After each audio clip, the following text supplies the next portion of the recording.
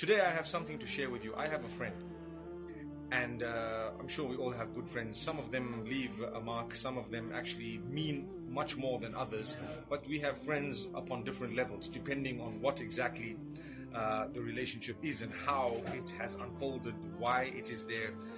Usually, normally, those who are with you from childhood are the ones who would probably be with you for a longer period of time. Not necessarily. Sometimes we make the best of friends later on in life. Sometimes we're let down by our friends. Now, I want to share with you something very interesting. When you have a friend, you do not become so close to them that you share with them information that no one is supposed to be knowing besides you. Because one day when you break up, they will really have too much of information about you. They will basically hold you at ransom. You need to know this.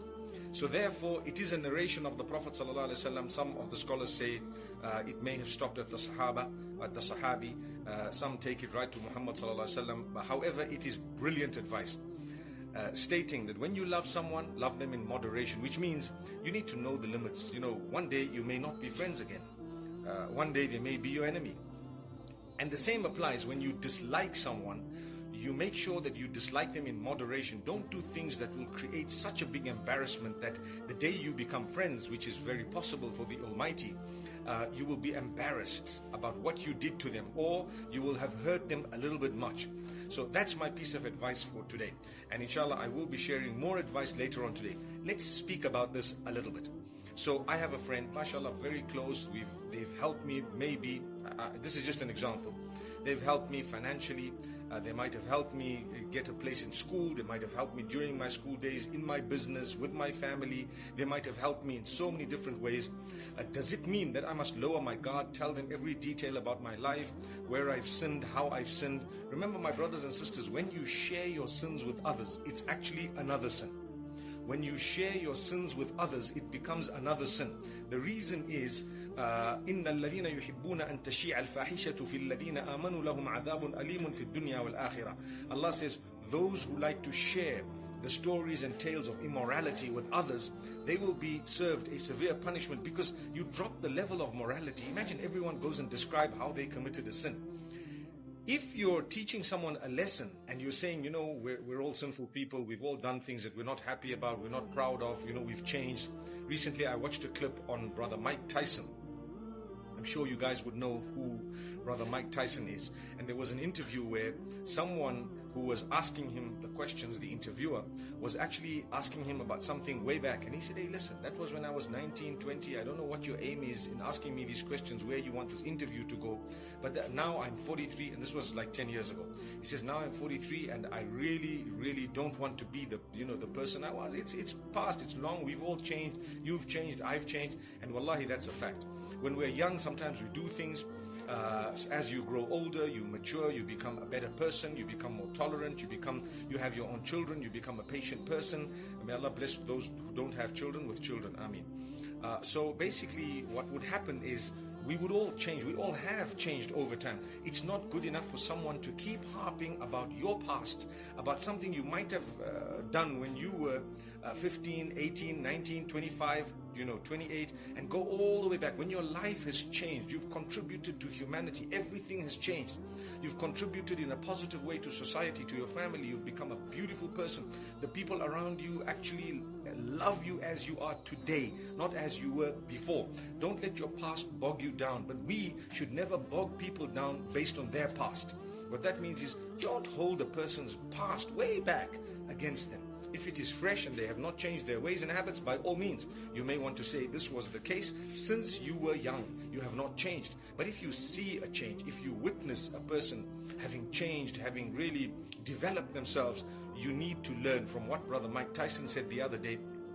Sorry, it was an interview that I watched the other day, but the statement was 10 years back. Words of wisdom, honestly. And I've seen when we were young, he was the hero. Well, not to say he's much older than I am, but at the same time, he was. I've seen some of his fights. He was a champion, a person I've never ever seen to this day. I've never ever seen boxers who would actually catch my attention, so fiery and so fired up. and the attack was so unique when it comes to Mike Tyson. He's the guy who's saying, hey, that was me a long time back. Stop asking me about and bringing up things that were a long time back. Now let's go back to what we were saying.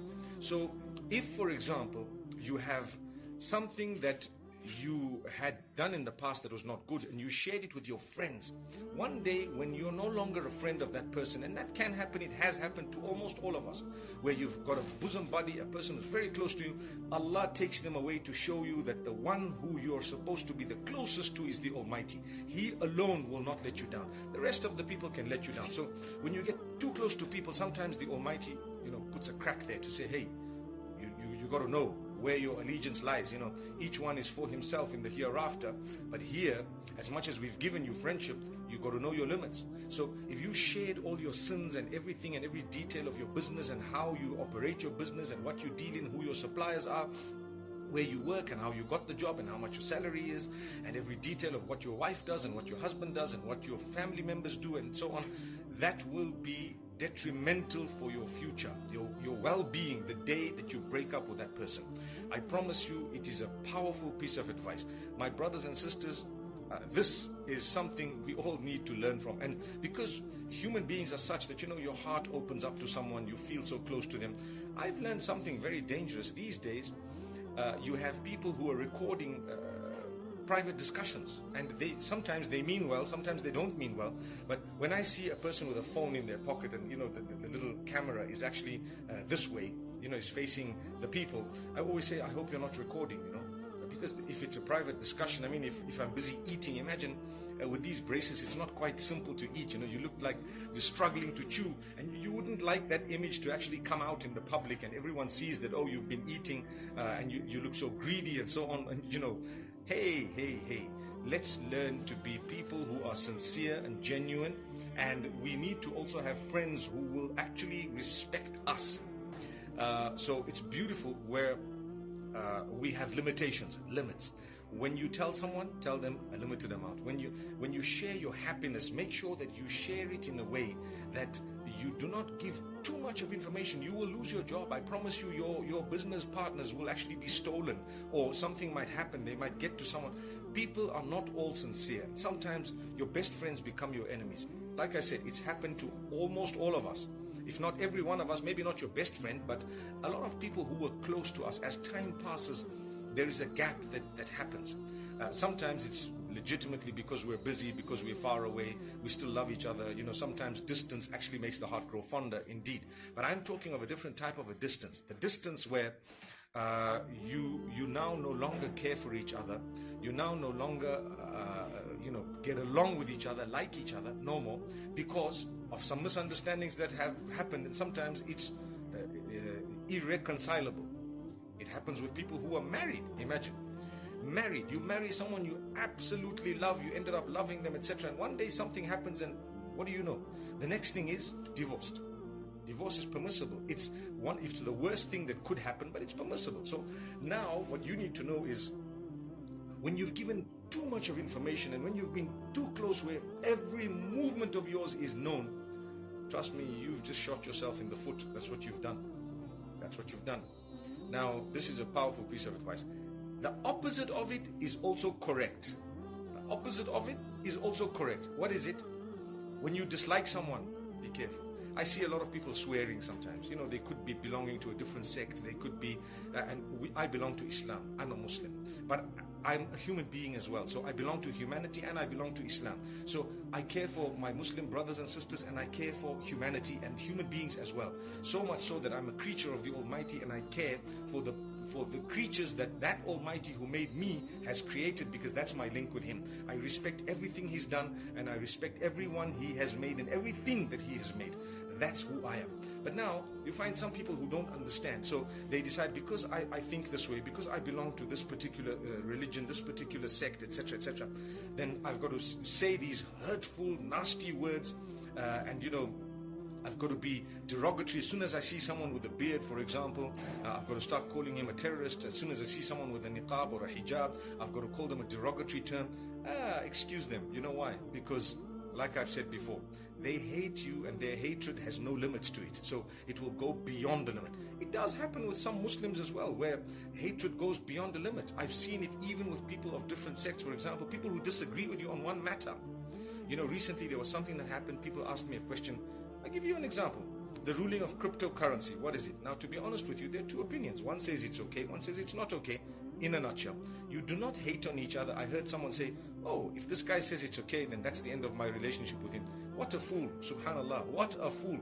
How small-minded is that? Because actually what has happened in that particular case would be, whatever the millions of points of benefit you could have benefited from a man, you've just discounted them completely because of one difference that you've had, and the man didn't even say that, and on top of that, even if he did, what if he's right and you're wrong?